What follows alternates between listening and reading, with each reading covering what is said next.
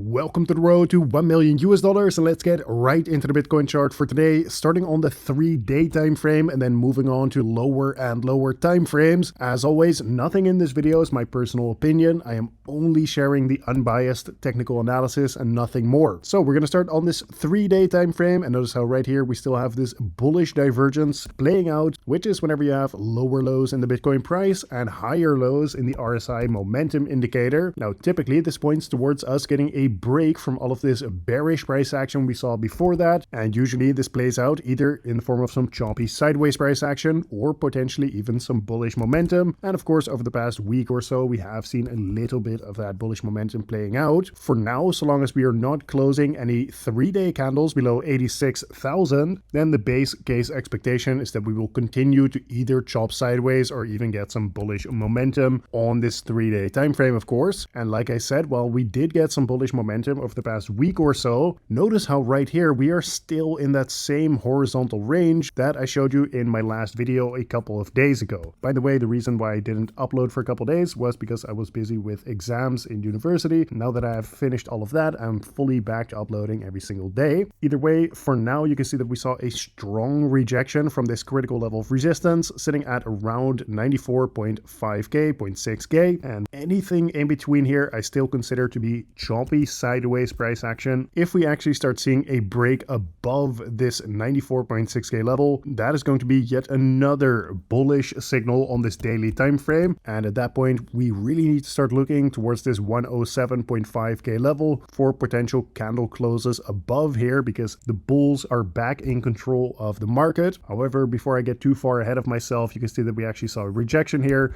so let's actually zoom in a bit further to the short term. So one more level of resistance to show you here. I've already pointed this out many times in my videos, but we did perfectly reject here from this Fibonacci golden pocket sitting from 92.7 all the way up to 94.3k. So this is still a relevant and important level of resistance to pay attention to. So let's continue to take a look at the 12-hour time frame. Of course, recently I pointed out that these Bollinger Bands were squeezing the Bitcoin price, which typically precedes a lot of volatility coming in the market. And as you can see, from when the Bollinger Bands actually started expanding again, we saw about an 8% move to the upside, followed by a very strong rejection. So of course, this is big volatility here on the lower time frames. So everything there playing out as expected. And now we're going to take a look at the immediate short term, guys. First of all, the 2-hour time frame. Of course, here you can see that we broke that ascending trend that we had right here, and now I've started to form this descending trend.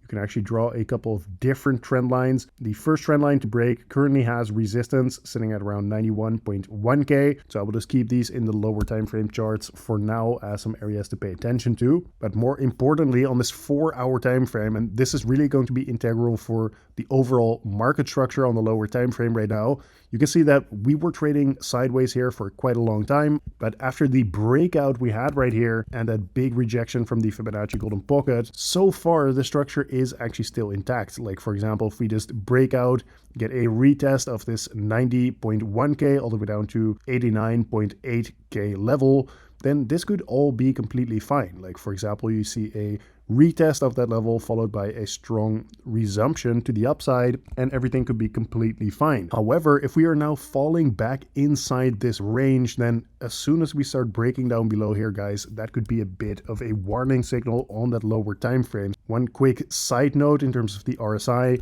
you can see that currently we still have quite a ways to go before we actually reach oversold territory, meaning there is still some room to the downside. Break of the level of support is going to be a big warning signal. Moving on to the Bitcoin ETF flow tables, you can see that right here, yesterday we saw a massive outflow from these Bitcoin ETFs. However, the days before that we saw massive inflows. So overall, this pretty much cancels each other out here. But we are definitely getting some big volume to the upside and to the downside. So that is good to see, because a couple of weeks ago we were seeing very, very low volume from these Bitcoin ETF investors. But now obviously some interest has returned to the market. So I'm just going to keep tracking this every single day. Make sure to actually tune in to tomorrow's video to get the full update once again. However, now let's actually take a look at the Bitcoin liquidation heat map. First of all, on this 3-day time frame, you can see that just now we took out a massive amount of liquidity to the downside. And in the case that you don't know, typically the Bitcoin price gets attracted to where there is the most liquidity.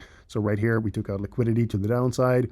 swept some liquidity to the upside and continued to trade lower to take out even more liquidity to the downside. And now in the immediate short term, most of the liquidity is actually to the upside, for example, at around 92K, but even as high as around 93 to 94,000. The way to actually play this is to actually take a look at the lower time frame. Anything below this descending trend line, look towards big pockets of downside liquidity. But if we actually start breaking this descending trend line, then start looking for some potential pockets of liquidity to the upside to be grabbed once again. For me personally, at least, this is the way that I like to do it. Now, something that we should not forget about is that on the 2-week time frame, there is still big downside liquidity around this 86,000 US dollar level. We're going to zoom out even further to, for example, this 3-month time frame because this is going to give us a better picture here. You can see that while yes, we do have that big downside liquidity, which is once again why you need to pay attention towards a potential break of this critical level of support on the lower time frame. A break down below here could be a signal that we might be targeting this liquidity further down here. Although on this higher time frame, most of the liquidity is actually to the upside, going to be a catalyst in combination with the confluence of this bullish divergence on the 3-day time frame. So overall, while the bears are still in control of this market because we have not seen any candle closes above 107.5k, you can see that there is actually still plenty of opportunity in the market. For example,